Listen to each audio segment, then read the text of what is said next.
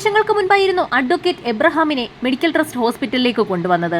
വന്നപ്പോൾ തന്നെ അദ്ദേഹത്തിന് ജീവനില്ല എന്നുള്ള കാര്യം ഡ്യൂട്ടി ഡോക്ടർമാർക്ക് മനസ്സിലായിരുന്നു. അദ്ദേഹത്തിന്റെ ശരീരത്തിലുണ്ടായിരുന്ന കരിവാളിപ്പും കഴുത്തിലെ കറുത്ത പാടുകളുമായിരുന്നു ഡോക്ടർമാരിൽ സംശയമുണ്ടാക്കിയത്. അതുകൊണ്ട് തന്നെ മൃതദേഹം പോസ്റ്റ്മോർട്ടം ചെയ്യണമെന്ന് ഡ്യൂട്ടി ഡോക്ടർമാർ നിർബന്ധം പിടിച്ചു.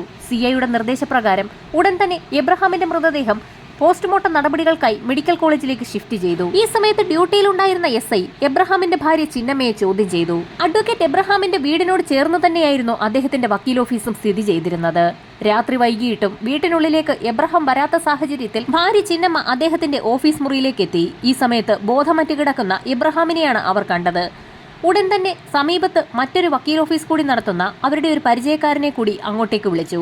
ഇരുവരും ചേർന്ന് മെഡിക്കൽ ട്രസ്റ്റ് ഹോസ്പിറ്റലിലേക്ക് എബ്രഹാമിനെ എത്തിക്കുകയായിരുന്നു. ഭാര്യയിൽ നിന്ന് വിവരങ്ങളെല്ലാം ചോദിച്ചറിഞ്ഞ പോലീസ് സംഘം തൊട്ടടുത്ത ദിവസം തന്നെ എബ്രഹാമിന്റെ വീട്ടിലെത്തി ഒരു പരിശോധന ആരംഭിച്ചു. 3 നില കെട്ടിടമാണ് എബ്രഹാമിന്റേത്. അതിൽ 3ാമത്തെ നിലയിലാണ് എബ്രഹാമും ഭാര്യയും താമസിക്കുന്നത്. അതിന് തൊട്ട് താഴത്തെ നിലയിൽ എബ്രഹാം തന്റെ വക്കീൽ ഓഫീസ് നടത്തുകയാണ്. 78ാമത്തെ വയസ്സിലും ഹൈക്കോടതിയിൽ പ്രാക്ടീസ് ചെയ്യുന്ന വ്യക്തിയായിരുന്നു എബ്രഹാം. എബ്രഹാമിന്റെ മൃതദേഹം കണ്ടെത്തിയ അദ്ദേഹത്തിന്റെ ഓഫീസ് മുറി വിശദമായ ഒരു പരിശോധനയ്ക്ക് തന്നെ പോലീസ് സംഘം വിധേയമാക്കി. പോലീസിന്റെ നിർദ്ദേശപ്രകാരം കിട്ടാവുന്നത്ര തെളിവുകൾ ശേഖരിക്കുന്നതിന്റെ ഭാഗമായി ഫോറൻസിക് സംഘവും ഉടൻ തന്നെ സംഭവസ്ഥലത്തേക്ക് എത്തി. രക്തം പറ്റിപ്പിടിച്ച ഒരു കോട്ടൺ തുണിയായിരുന്നു ഫോറൻസിക് സംഘത്തിന് ആദ്യമായി ആ ഓഫീസ് മുറിയിൽ നിന്ന് ലഭിച്ചത്. ഈ സമയത്തായിരുന്നു ഫോറൻസിക് വിഭാഗം വിദഗ്ധന്റെ കണ്ണിൽ ഒരു കാഴ്ചപ്പെടുന്നത്.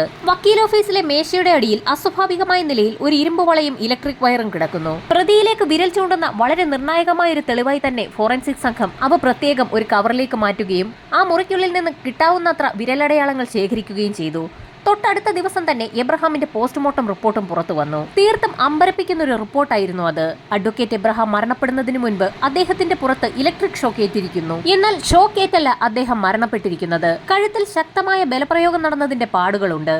ശ്വാസം മുട്ടിയാണ് അദ്ദേഹം മരണപ്പെട്ടിരിക്കുന്നത്. വളരെ പ്ലാൻ ചെയ്ത് നടത്തിയ ഒരു കൊലപാതകമാണിതെന്ന് പോലീസ് നിഗമനത്തിലെത്തി. ഹൈക്കോടതിയിലെ അറിയപ്പെടുന്ന വക്കീലിന്റെ മരണം കൊലപാതകമാണെന്ന് വ്യക്തമായതോടുകൂടി എത്രയും വേഗം പ്രതികളെ പിടിക്കണമെന്നും എന്താണ് പ്രതികളുടെ മോട്ടീവെന്നും കണ്ടെത്തണമെന്നാവശ്യപ്പെട്ടുകൊണ്ട് സർക്കാരിനും പോലീസിനും മേൽ ശക്തമായ പ്രഷർ ഉണ്ടായി. അന്വേഷണത്തിന്റെ ആദ്യഘട്ടമെന്നോണം എബ്രഹാമിന്റെ ഭാര്യയെയും മകനെയും കുറിച്ച് വിശദമായ ഒരു അന്വേഷണം തന്നെ പോലീസ് നടത്തി. ഇതോടൊപ്പം തന്നെ ബന്ധുക്കളെയും എബ്രഹാമിന്റെ കീഴിൽ ജോലി ചെയ്തിരുന്ന ജൂനിയർ വക്കീലന്മാരെയും മറ്റ് സ്റ്റാഫുകളെ കുറിച്ചുമൊക്കെ പോലീസ് വിശദമായ ഒരു അന്വേഷണം തന്നെ നടത്തി.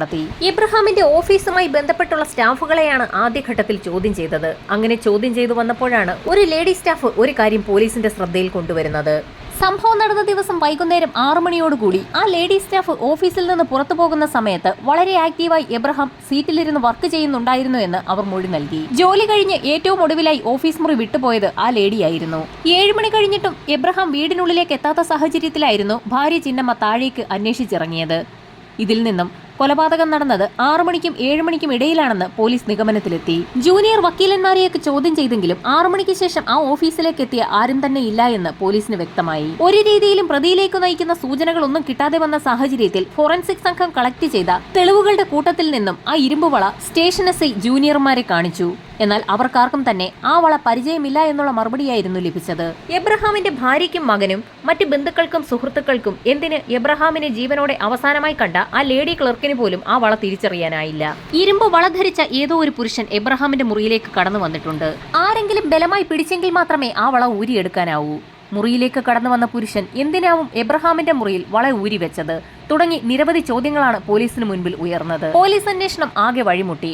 ഓഫീസിൽ നിന്നും എന്തെങ്കിലും മോഷ്ടിക്കാൻ വന്ന വ്യക്തി മോഷണ ശ്രമത്തിനിടയിൽ എബ്രഹാമിനെ കൊലപ്പെടുത്തിയതാണോ എന്നറിയുന്നതിന്റെ ഭാഗമായി എബ്രഹാമിന്റെ ഭാര്യയോടും മകനോടും ഓഫീസ് മുറിയിൽ നിന്നും എന്തെങ്കിലും കളവ് പോയിട്ടുണ്ടോ എന്നുള്ള വിവരം പോലീസ് തിരക്കി. തിരച്ചിലിനൊടുവിൽ ഓഫീസ് മുറിയിൽ നിന്നും ഒന്നും കളവ് പോയിട്ടില്ല എന്ന് വ്യക്തമായി. അതുമാത്രവുമല്ല, എബ്രഹാമിന്റെ മൃതശരീരത്തിലുണ്ടായിരുന്ന ആഭരണങ്ങളൊന്നും തന്നെ മോഷണവും പോയിട്ടില്ല. എല്ലാവരോടും സഹകരണ മനോഭാവത്തോടുകൂടി ഇടപെടുന്ന അഡ്വക്കേറ്റിന് ശത്രുക്കളായി ആരും തന്നെ ഇല്ല എന്ന് പോലീസ് അന്വേഷണത്തിൽ വ്യക്തമായി. പോലീസ് സംഘം ആകെ വലഞ്ഞു.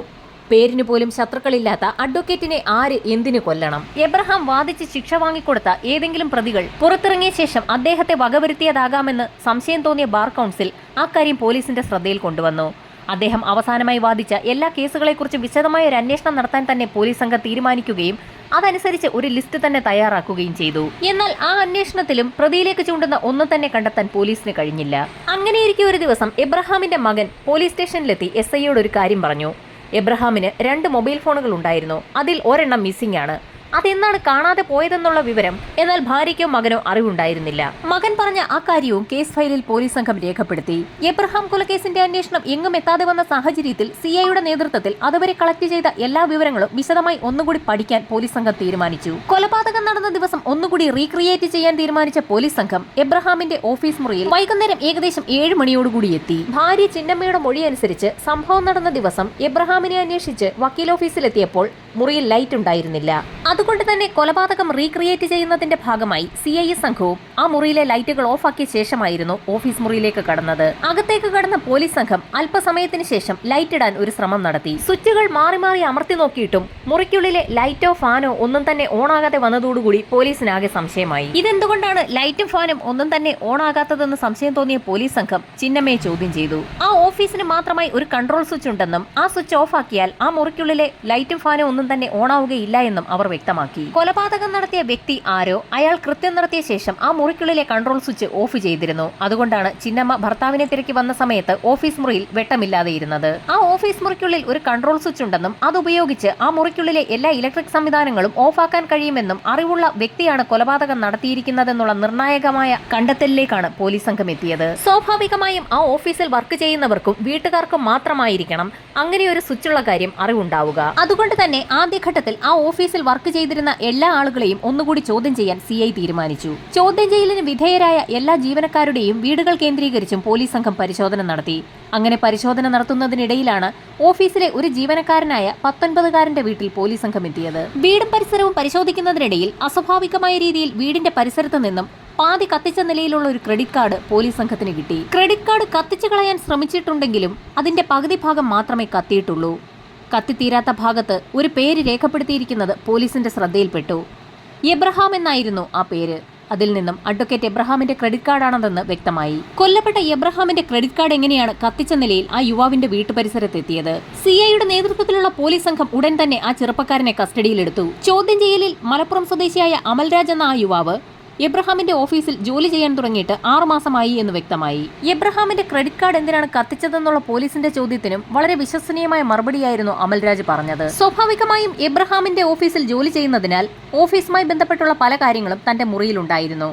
വീടൊക്കെ അടുക്കിപ്പറക്കിയ സാഹചര്യത്തിൽ അനാവശ്യമായിട്ടുള്ള വസ്തുക്കളൊക്കെ കത്തിച്ച കൂട്ടത്തിൽ ആ ക്രെഡിറ്റ് കാർഡും പെട്ടുപോയതാണെന്ന് അവൻ മൊഴി നൽകി.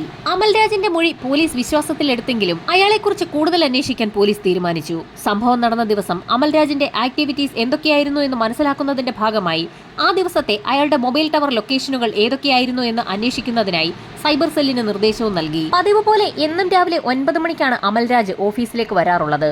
സംഭവം നടന്ന ദിവസവും രാവിലെ 9 മണി മുതൽ 6 മണി വരെ അമൽരാജ് ഓഫീസിൽ തന്നെ ഉണ്ടായിരുന്നു. എന്നാൽ 6 മണിക്ക് ശേഷവും അമൽരാജിന്റെ മൊബൈൽ ഫോൺ ലൊക്കേഷൻ എബ്രഹാമിന്റെ വക്കീൽ ഓഫീസിന് സമീപത്ത് തന്നെ ഉണ്ടായിരുന്നു എന്ന് സൈബർ സെല്ലിന്റെ അന്വേഷണത്തിൽ കണ്ടെത്തി. എന്നാൽ അമൽരാജ് പോലീസിന് നൽകിയ മൊഴി അനുസരിച്ച് സംഭവം നടന്ന ദിവസം വൈകുന്നേരം 6 മണിയോടുകൂടി ഓഫീസിൽ നിന്നും അയാൾ തന്റെ വൈപ്പിനിലുള്ള വീട്ടിലേക്ക് മടങ്ങിപ്പോയി എന്നായിരുന്നു പറഞ്ഞിരുന്നത്. ആദ്യം മുതലുള്ള പോലീസിന്റെ ചോദ്യം ചെയ്യലിൽ അമൽരാജ് 6 മണിയോടുകൂടി വൈപ്പിനിലെ അവന്റെ വീട്ടിലേക്ക് പോയി എന്നുള്ള മൊഴിയായിരുന്നു രേഖപ്പെടുത്തിയിട്ടുള്ളത്. എന്നാൽ പറഞ്ഞതിന് വിപരീതമായി സൈബർ സെല്ലിന്റെ ഭാഗത്തു നിന്നും സംഭവം നടന്ന ദിവസം എബ്രഹാമിന്റെ ഓഫീസ് പരിസരത്തുള്ള ടവർ ലൊക്കേഷനിൽ തന്നെ അമൽരാജ് ഉണ്ടായിരുന്നു എന്നുള്ള കാര്യമാണ് ഇപ്പോൾ തെളിഞ്ഞിരിക്കുന്നത്. ശരിക്കും നിർണായകമായ ഒരു വിവരമാണ് പോലീസ് സംഘത്തിന് ലഭിച്ചിരിക്കുന്നത്. അമൽരാജിന്റെ കോൾ ഡേറ്റ റെക്കോർഡിംഗ്സ് എടുക്കുന്നതിനായി സിഐ സൈബർ സെല്ലിന് ഉടൻ തന്നെ നിർദ്ദേശം നൽകി. സൈബർ സെല്ലിന്റെ അന്വേഷണത്തിൽ 2 ആഴ്ച അടുപ്പിച്ച് അമൽരാജ് ഒരു നമ്പറിലേക്ക് നിരന്തരം വിളിച്ചിരിക്കുന്നതായി കണ്ടെത്തി. എന്നാൽ 2 ആഴ്ചയ്ക്ക് മുൻപോ അതിനുശേഷമോ ആ നമ്പറിലേക്ക് അമൽരാജ് വിളിച്ചിട്ടുമില്ല. മറ്റൊരു നിർണായക വിവരം കൂടി സൈബർ സെല്ലിന്റെ ഭാഗത്തു നിന്നും സിഐക്ക് ലഭിച്ചു. സംഭവം നടന്ന ദിവസം വൈകുന്നേരം 6 മണിക്ക് ശേഷം അമൽരാജിന്റെ ഫോണിൽ നിന്നും ആ നമ്പറിലേക്ക് ഒരു മിസ്ഡ് കോളും പോയിട്ടുണ്ട്. അതിനുശേഷം ഇന്ന് വരെ ആ ഫോണിലേക്ക് അമൽരാജ് വിളിച്ചിട്ടുമില്ല. അമൽരാജ് നിരന്തരം വിളിച്ചുകൊണ്ടിരുന്ന ആ നമ്പർ ഇപ്പോൾ സ്വിച്ച്ഡ് ഓഫുമാണ്. അമൽരാജിന് മേലുള്ള സിഐയുടെ സംശയം മുറുകിയതും അവനെ വിശദമായി തന്നെ ചോദ്യം ചെയ്യാൻ പോലീസ് സംഘം തീരുമാനിച്ചു. അഡ്വക്കേറ്റ് എബ്രഹാമിനെ എന്തിനാണ് കൊലപ്പെടുത്തിയതെന്നുള്ള സിഐയുടെ ചോദ്യം കേട്ടപ്പോൾ തന്നെ അമൽരാജ് ഒന്ന് പതറി. ഇനിയൊന്നും മറച്ചു വെച്ചിട്ട് കാര്യമില്ല എന്നും സത്യങ്ങൾ തുറന്നു പറയുകയാണെങ്കിൽ ശിക്ഷയിൽ ഇളവ് വരുത്തി തരാമെന്നും സിഐ പറഞ്ഞെങ്കിൽ പോലും അമൽരാജിന് ഒരു കുലുക്കവും ഉണ്ടായിരുന്നില്ല. ഏതൊക്കെ രീതിയിൽ ശ്രമിച്ചിട്ടും അമൽരാജ് ഒന്നും വിട്ടു പറയുന്നില്ല എന്ന് മനസ്സിലാക്കിയ സിഐ അടവൊന്ന് മാറ്റി ചവിട്ടി. എബ്രഹാമിനെ കൊലപ്പെടുത്തിയ ശേഷം ഏകദേശം 6:30 മണിയോടുകൂടി കൊലപാതകത്തിന് സഹായിച്ച വ്യക്തിക്ക് അമൽരാജിന്റെ ഫോണിൽ നിന്ന് ഒരു മിസ്ഡ് കോൾ ചെന്നിട്ടുണ്ടല്ലോ എന്ന് CI പറഞ്ഞു. അത് കേട്ടതോടുകൂടി അമൽരാജ് പതറിയെങ്കിലും ഒരു കാര്യവും പോലീസിനോട് തുറന്ന് സമ്മതിച്ചില്ല. ഈ സമയത്തായിരുന്നു അഡ്വക്കേറ്റ് എബ്രഹാമിന്റെ മകൻ പോലീസ് സ്റ്റേഷനിലേക്ക് എത്തിയത്. എബ്രഹാം മരിച്ച ശേഷം അദ്ദേഹത്തിന്റെ ഡോക്യുമെന്റ്സുകളൊക്കെ പരിശോധിക്കുന്നതിനിടയിൽ ആ മകന് അലമാരിയിൽ നിന്നും ഒരു പേപ്പർ കിട്ടി. ഒരു മൊബൈൽ ഫോൺ വാങ്ങിച്ച ബില്ലും അനുബന്ധ ഡോക്യുമെന്റ്സുകളുമായിരുന്നു അത്. ആ മൊബൈൽ ഫോണാണ് കാണാതെ പോയിരിക്കുന്നതെന്നും എബ്രഹാമിന്റെ മകൻ പോലീസിന് മൊഴി നൽകി. ഡോക്യുമെന്റ്സുകളിൽ നിന്നും മൊബൈൽ ഫോണിന്റെ IMEI നമ്പർ മനസ്സിലാക്കിയ പോലീസ് സംഘം ആ മൊബൈൽ ഫോൺ കേന്ദ്രീകരിച്ച് ഒരു അന്വേഷണം നടത്തുന്നതിനായി സൈബർ സെല്ലിന് ഹാൻഡ് ഓവർ ചെയ്തു. തീർത്തും ഞെട്ടിക്കുന്ന ഒരു റിപ്പോർട്ടായിരുന്നു സൈബർ സെല്ലിന്റെ ഭാഗത്തു നിന്നും പുറത്തു വന്നത്. കാണാതെ പോയ എബ്രഹാമിന്റെ ആ മൊബൈൽ ഫോണിലേക്കായിരുന്നു 2 ആഴ്ച അടുപ്പിച്ച് അമൽരാജ് വിളിച്ചതും എബ്രഹാമിന്റെ മരണശേഷം അന്ന് വൈകുന്നേരം മിസ്ഡ് കോൾ നൽകിയതും. എബ്രഹാമിന്റെ കാണാതെ പോയ മൊബൈൽ ഫോണിലെ സിം കാർഡ് ഇളക്കി മാറ്റിയ ശേഷം അതിൽ മറ്റൊരു സിം ഇട്ടാണ് വിളിച്ചിരിക്കുന്നത്. ആ കോളുകൾ അറ്റൻഡ് ചെയ്തിരുന്ന വ്യക്തിയാരോ അയാളാണ് കൊലപാതകത്തിന് അമൽരാജിനെ സഹായിച്ചിരിക്കുന്നതെന്ന് മനസ്സിലാക്കി പോലീസ് സംഘം അമൽരാജിനെ വീണ്ടും കർക്കശമായി തന്നെ ചോദ്യം ചെയ്യാൻ തീരുമാനിച്ചു. താൻ പിടിക്കപ്പെട്ടു എന്ന് മനസ്സിലാക്കിയ അമൽരാജ് പല കഥകളും പറഞ്ഞു തുടങ്ങി. രാജേഷ് എന്ന വ്യക്തിയാണ് തന്നെ സഹായിച്ചതെന്ന് അമൽരാജ് പറഞ്ഞപ്പോൾ തന്നെ ഒപ്പം കൂടി നിന്ന പോലീസുകാർക്ക് ആളെ പിടികിട്ടി. ആ പ്രദേശത്ത് അല്പസ്വല്പം ഗുണ്ടാപ്പണിയുമായി കറങ്ങി നടക്കുന്ന വ്യക്തിയാണ് രാജേഷ്. രാജേഷിനെ കൂട്ടുപിടിച്ച് അമൽരാജ് എന്തുകൊണ്ടാണ് തനിക്ക് ജോലി നൽകിയ എബ്രഹാം എന്ന നല്ലവനായ അഡ്വക്കേറ്റിനെ കൊലപ്പെടുത്തിയെന്നുള്ള പോലീസിന്റെ ചോദ്യത്തിന് ഞെട്ടിക്കുന്ന മറുപടിയായിരുന്നു അമൽരാജ് നൽകിയത്. മലപ്പുറത്തെ ഒരു പാവപ്പെട്ട കുടുംബത്തിൽ ജനിച്ച അമൽരാജ് ജോലി അന്വേഷിച്ചായിരുന്നു എറണാകുളത്തെത്തിയത്. അങ്ങനെ എബ്രഹാമിന്റെ വക്കീൽ ഓഫീസിൽ കയറിപ്പറ്റിയ അമൽരാജ് വളരെ വേഗം തന്നെ അദ്ദേഹത്തിന്റെ വിശ്വസ്തനായി മാറി. പലപ്പോഴും അദ്ദേഹത്തിന്റെ ചെക്കുകളൊക്കെ എഴുതുന്നതും ബാങ്കിൽ നിന്ന് എബ്രഹാമിന് പണം എടുത്തുകൊണ്ട് കൊടുക്കുന്നതുമൊക്കെ അമൽരാജ് ആയിരുന്നു. തിരക്കുള്ള സമയത്ത് എബ്രഹാം വക്കീൽ പലപ്പോഴും തന്റെ ഒപ്പ് അമൽരാജിനെ കൊണ്ട് തന്നെ ചെക്കിൽ ഇടിപ്പിക്കാറുമുണ്ടായിരുന്നു. അത് കേട്ടപ്പോൾ പോലീസിന് ആകെ അമ്പരപ്പായിരുന്നു. അമൽരാജിനെ പൂർണ്ണ വിശ്വാസമുണ്ടായിരുന്ന അഡ്വക്കേറ്റ് എബ്രഹാം പലപ്പോഴും ബ്ലാങ്ക് ചെക്കുകളായിരുന്നു അവന്റെ കൈവശം ബാങ്കിൽ നിന്നും പണം പിൻവലിക്കുന്നതിന്റെ ഭാഗമായി കൊടുത്തുവിടാറുണ്ടായിരുന്നത്. അഡ്വക്കേറ്റ് എബ്രഹാം ബാങ്ക് അക്കൗണ്ടുകൾ കൃത്യമായി പരിശോധിക്കുന്നില്ല എന്ന് മനസ്സിലാക്കിയ അമൽരാജ് പലപ്പോഴും ബ്ലാങ്ക് ചെക്കുകൾ ഉപയോഗിച്ച് കൂടുതൽ തുക അക്കൗണ്ടിൽ നിന്ന് പിൻവലിക്കുന്നത് പതിവായി തുടങ്ങി. ആദ്യഘട്ടത്തിലൊക്കെ കുറച്ച് പണമായിരുന്നു അക്കൗണ്ടിൽ നിന്ന് പിൻവലിച്ചു തുടങ്ങിയത്. അത് അദ്ദേഹം ശ്രദ്ധിക്കുന്നില്ല എന്ന് മനസ്സിലാക്കിയതോടുകൂടി കൂടുതൽ തുക പിൻവലിക്കാൻ അമൽരാജ് തീരുമാനിച്ചു. എന്നാൽ കൂടുതൽ തുക പിൻവലിച്ചാൽ ആ വിവരം അഡ്വക്കേറ്റ് മനസ്സിലാക്കുമോ എന്ന ഭയന്ന അമൽരാജ് ആ വിവരം തന്റെ സുഹൃത്തായ രാജേഷിനെ അറിയിക്കുകയും ചെയ്തിരുന്നു. അങ്ങനെ വിശദമായൊരു പ്ലാൻ തന്നെ ഇരുവരും ചേർന്ന് തയ്യാറാക്കി. പ്ലാൻ അനുസരിച്ച് 2 ബ്ലാങ്ക് ചെക്കുകൾ ഉപയോഗിച്ച് അഡ്വക്കേറ്റിന്റെ അക്കൗണ്ടിൽ നിന്നും 8 ലക്ഷം രൂപ അമൽരാജ് പിൻവലിച്ചു. ഇത്രയും കാര്യങ്ങൾ കേട്ട പോലീസ് സംഘം അമൽരാജിന്റെ സുഹൃത്തായ രാജേഷിനെ ഉടൻ തന്നെ കസ്റ്റഡിയിലെടുത്തു. ആ സമയത്ത് അയാളുടെ കൈവശം എബ്രഹാമിന്റെ കളവ് പോയ മൊബൈൽ ഫോണും ഉണ്ടായിരുന്നു. അമൽരാജിനെയും രാജേഷിനെയും ഒരുമിച്ചിരുത്തി ചോദ്യം ചെയ്ത പോലീസ് സംഘത്തിന് ഒരു കാര്യം വ്യക്തമായി. അവർക്ക് 2 പേർക്കും പുറമെ ആ കൊലപാതകത്തിൽ സജീവമായി മറ്റൊരാൾക്ക് കൂടി പങ്കുണ്ട്. ഗുണ്ടാ പ്രവർത്തനങ്ങളുമായി നടക്കുന്ന ഷൈൻമോൻ എന്ന വ്യക്തിയായിരുന്നു ആ മൂന്നാമൻ. നിർധന കുടുംബത്തിൽ ജനിച്ച് ഒരു സാധാരണ കോളനിയിൽ ജീവിച്ചു വന്നിരുന്ന രാജേഷിനും അമൽരാജിനും പെട്ടെന്ന് പണക്കാരാവാൻ ഒരു മോഹം തോന്നി. ആ ആഗ്രഹം നടപ്പിലാക്കുന്നതിന് വേണ്ടിയായിരുന്നു രാജേഷിനൊപ്പം ഷൈൻമോനും കൂടെ കൂടിയത്. എല്ലാ പ്ലാനുകളും തയ്യാറാക്കിയത് രാജേഷും ഷൈൻമോനും കൂടെ ചേർന്നായിരുന്നു. അഡ്വക്കേറ്റിനെ കറണ്ടടുപ്പിച്ച് കൊലപ്പെടുത്താനായിരുന്നു ഇരുവരും ചേർന്ന് പ്ലാൻ ചെയ്തത്. പ്രായമുള്ളൊരു വ്യക്തി ഷോക്കേറ്റ് മരിച്ചാൽ ആരും തങ്ങളെ സംശയിക്കില്ല എന്ന് മനസ്സിലാക്കിയ സംഘം പ്ലാൻ പ്രാവർത്തികമാക്കാൻ തീരുമാനിച്ചു. വൈദ്യുത ആഘാതം ഏൽപ്പിക്കുന്നതിനായി ഒരു വയറും അതിനു പറ്റിയ പിന്നുമൊക്കെ ആ സംഘം സംഘടിപ്പിച്ചു. ഈ പ്ലാനുകളൊക്കെ നടക്കുന്നതിനിടയിലായിരുന്നു അമൽരാജ് അഡ്വക്കേറ്റിന്റെ മൊബൈൽ ഫോൺ മോഷ്ടിച്ച് രാജേഷിന് നൽകിയത്. പിന്നീടുള്ള അവരുടെ സംസാരമൊക്കെ ആ മൊബൈൽ ഫോൺ വഴിയായിരുന്നു. ആ മൊബൈൽ ഫോൺ അഡ്വക്കേറ്റ് എബ്രഹാം അധികം ഉപയോഗിക്കാത്തതുകൊണ്ട് തന്നെ അത് കളവ് പോയാലും ആരും അന്വേഷിക്കുകയില്ല എന്ന് അമൽരാജ് കരുതി. എന്നാൽ ആ ഫോണിൽ നിന്ന് രാജേഷ് ഒരിക്കൽ പോലും ഷൈൻമോനെ വിളിച്ചിരുന്നില്ല. കൊലപാതകവുമായി ബന്ധപ്പെട്ട് അമൽരാജിനും രാജേഷിനും മാത്രമായി സംസാരിക്കുന്നതിന് വേണ്ടിയായിരുന്നു ആ മൊബൈൽ ഫോൺ ഉപയോഗിച്ചത്. മൂന്നാം പ്രതിയായ ഷൈൻമോന് വേണ്ടി പോലീസ് കാര്യമായ തിരച്ചിൽ നടത്തിയെങ്കിലും അയാൾ ഒളിവിലാണെന്നുള്ള വിവരമാണ് പോലീസിന് ലഭിച്ചത്. ഈ സമയം കൊണ്ട് അമൽരാജിനെയും രാജേഷിനെയും വിശദമായി തന്നെ പോലീസ് സംഘം ചോദ്യം ചെയ്തു. കിട്ടാവുന്നത്ര തെളിവുകളും ശേഖരിച്ചു. തെളിവെടുപ്പിന്റെ ഭാഗമായി അമൽരാജിനെ വീണ്ടും അയാളുടെ വീട്ടിലെത്തിച്ച് പോലീസ് സംഘം തിരച്ചിൽ നടത്തി. വീടിന് പുറത്തു നടത്തിയ തിരച്ചിലിൽ നിന്നും രക്തക്കറകൾ ഉണങ്ങിപ്പിടിച്ച രീതിയിലുള്ള ഒരു ടവൽ പോലീസിന് ലഭിച്ചു. നേരത്തെ തന്നെ എബ്രഹാമിന്റെ വക്കീൽ ഓഫീസിൽ നിന്ന് അദ്ദേഹത്തിന്റെ ഒരു ടവൽ കാണാതായിട്ടുണ്ടെന്നുള്ള വിവരം പോലീസിന് ലഭിച്ചിരുന്നു. അത് തന്നെയാണോ ഇതെന്ന് ഒത്തുനോക്കുന്നതിന്റെ ഭാഗമായി പോലീസ് സംഘം അത് തൊണ്ടി മുതലായി സ്വീകരിച്ചു. രാജേഷിനെയും അയാളുടെ വീട്ടിലെത്തിച്ച് പോലീസ് സംഘം വിശദമായി തന്നെ തിരച്ചിൽ നടത്തി. ശേഷം ഇരുവരെയും കൃത്യം നടന്ന വക്കീൽ ഓഫീസിലെത്തിച്ച് അന്ന് നടന്ന കാര്യങ്ങളൊക്കെ വ്യക്തമാക്കാൻ ആവശ്യപ്പെട്ടു. വക്കീലിനെ ഷോക്കടിപ്പിച്ചതും അതിനുശേഷം അദ്ദേഹത്തിന്റെ കഴുത്തിഞ്ഞെരുക്കി ശ്വാസം മുട്ടിച്ച് കൊലപ്പെടുത്തിയതുമൊക്കെ അമൽരാജും രാജേഷും ചേർന്ന് പോലീസിന് വ്യക്തമാക്കി കൊടുത്തു. ഈ സമയത്ത് ഒരു സംഘം പോലീസുകാർ മൂന്നാം പ്രതിയായ ഷൈൻമോന് വേണ്ടി സിറ്റിയാകെ അരിച്ചു പറക്കുകയായിരുന്നു. ഒടുവിൽ ഒരു ഹോട്ടലിൽ കള്ളപ്പേരിൽ കഴിയുകയായിരുന്ന ഷൈൻമോനെ പോലീസ് സംഘം വളരെ വിദഗ്ധമായി തന്നെ പിടികൂടി. മൂവരെയും വിശദമായി ചോദ്യം ചെയ്ത ശേഷം കേസ് ഫയൽ പൂർത്തിയാക്കി നൽകി കുറ്റപത്രം കോടതിയിൽ സമർപ്പിച്ചു. വളരെ ശക്തമായ വാദപ്രതിവാദങ്ങൾ തന്നെയാണ് കോടതിയിൽ അരങ്ങേറിയത്.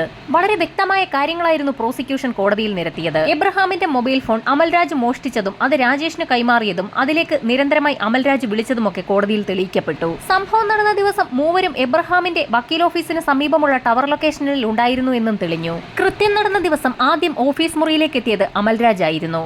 ഓഫീസ് റൂമിൽ ആരുമില്ല എന്ന് ഉറപ്പാക്കിയ അമൽരാജ് ആ സമയത്തായിരുന്നു രാജേഷിന്റെ കൈവശമുള്ള എബ്രഹാമിന്റെ മോഷ്ടിക്കപ്പെട്ട മൊബൈൽ ഫോണിലേക്ക് ഒരു മിസ്ഡ് കോൾ നൽകിയത്. വക്കീൽ ഓഫീസിൽ ആരുമില്ല എന്നുള്ള സിഗ്നൽ കിട്ടിയതോടുകൂടി പുറത്ത് കാത്തുനിന്ന രാജേഷും ഷൈൻമോനും കൂടി അകത്തേക്ക് കയറി. ഷൈൻമോന്റെ കയ്യിൽ ഒരു ഇരുമ്പ് വളയുണ്ടായിരുന്നു. ഒരു പ്രത്യേക സാഹചര്യത്തിലായിരുന്നു അയാൾക്ക് ദൂരേണ്ടി വന്നത്. ഓഫീസിനുള്ളിലേക്ക് കടന്ന ഇരുവരും അല്പനേരം എബ്രഹാമിനോട് സംസാരിച്ചിരുന്നു. സംസാരിക്കുന്നതിനിടയിൽ തന്നെ ഷൈൻമോൻ തന്റെ കൈവശമുണ്ടായിരുന്ന വയർ പ്ലഗിനുള്ളിലേക്ക് തിരുകുകയും അതിന്റെ ഒരറ്റം എബ്രഹാമിന്റെ പുറത്തേക്കിടുകയും ചെയ്തു.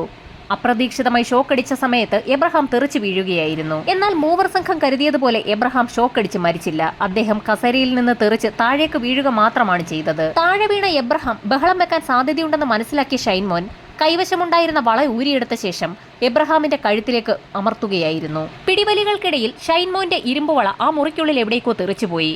ഈ സമയത്തായിരുന്നു എബ്രഹാമിന്റെ ശരീരത്തിൽ നിന്ന് രക്തം പുറത്തേക്ക് വന്നത്. രാജേഷിന്റെയും ഷൈൻമോന്റെയും കയ്യിലേക്ക് തെറിച്ച എബ്രഹാമിന്റെ രക്തം മേശപ്പുറത്തിരുന്ന എബ്രഹാമിന്റെ തന്നെ കർച്ചീഫ് കൊണ്ട് അവർ തുടച്ചു. ശേഷം ഇരുവരും ആ മുറി വിട്ട് പുറത്തേക്കോടി.